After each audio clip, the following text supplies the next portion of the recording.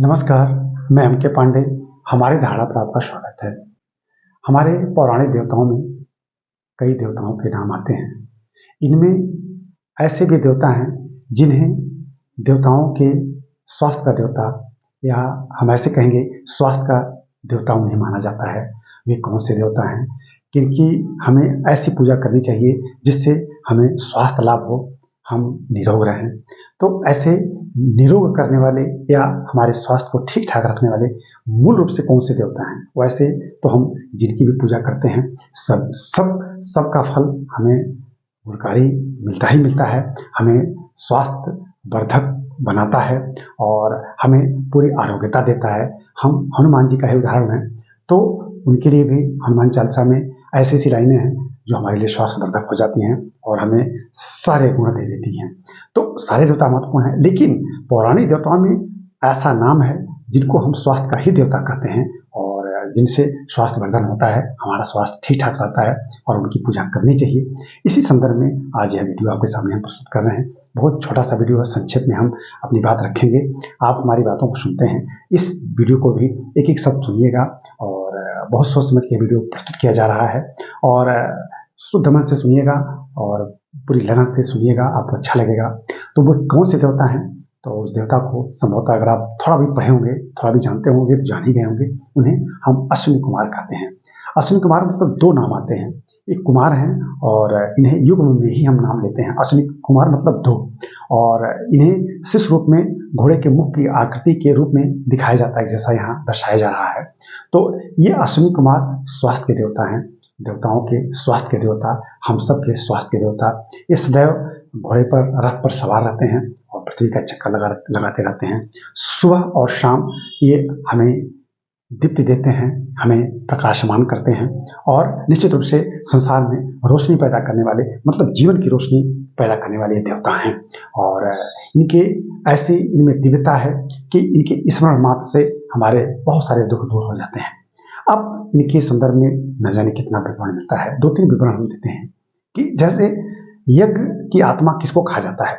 यज्ञ की आत्मा सोमरस को कहा जाता है, यानी यज्ञ का मूल भाग एक तरफ से सोम है, ठीक है, सोमरस। लेकिन अश्विनी कुमार सोमरस की बजाय मधु का घड़ा साथ में रखते हैं, मधु का घड़ा साथ में रखते हैं। तो बाकी और में और इनमें थोड़ा अंतर है, यानी ये शहद को प्राथमिकता देते हैं, मधु को प्राथमिकता देते हैं।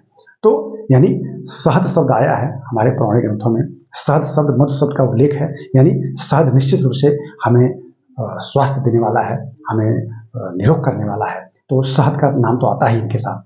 अब इनका नाम च्यवन ऋषि के संदर्भ में भी आता है, अत्रि ऋषि के संदर्भ में भी आता है। दोनों को इन्होंने आशीर्वाद दिया था। च्यवन ऋषि, उनको कुछ ऐसी बीमारी हो गई कि उनकी शरीर पूरी तरह से जीर्ण शीर्ण हो गई, एकदम वृद्ध दिखने लगे। फिर अश्विनी कुमार की आराधना की गई उनके द्वारा, उनकी पत्नी के द्वारा। फिर अश्विनी कुमार प्रकट हुए और उन्होंने उस च्यवन ऋषि को पूरी तरह से निरोग कर दिया, एकदम से जवान बना दिया और उनकी कांति लौटा दी और पूरी तरह से निरोग हो गए।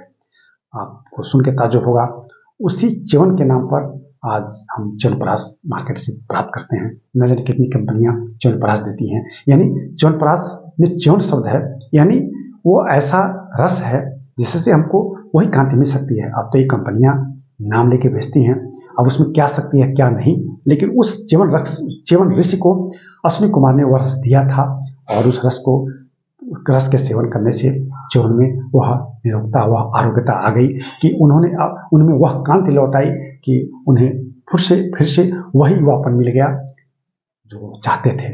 इसी तरह से अत्रि का भी उन्होंने उद्धार किया था। तो बहुत सारे उदाहरण मिलते हैं जिनके लिए अश्विनी कुमार जाने जाते हैं और इनको हम मूल रूप से ऐसे देखते हैं, जैसे शिशु रूप में घोड़े के मुख की आकृति के रूप में, जुड़वा रूप में दिखाया जाता है। तो हम ये नहीं कहेंगे कि आप इस देवता की पूजा कीजिए, उस देवता की।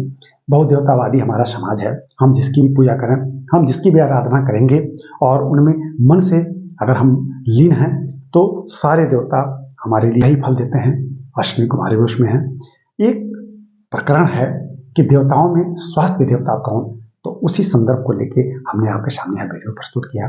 मुझे विश्वास है कि आपको यह वीडियो जरूर पसंद आया होगा। अगर यह वीडियो आपको पसंद आया है तो इस वीडियो को लाइक और शेयर कीजिएगा। हमारे चैनल को अगर आपने नहीं सब्सक्राइब किया है तो प्लीज़ कर लीजिएगा। और हम इस वीडियो को यहीं बंद करते हैं। आगे इसी तरह के हम वीडियो पुनः प्रस्तुत करेंगे। तब तक के लिए धन्यवाद।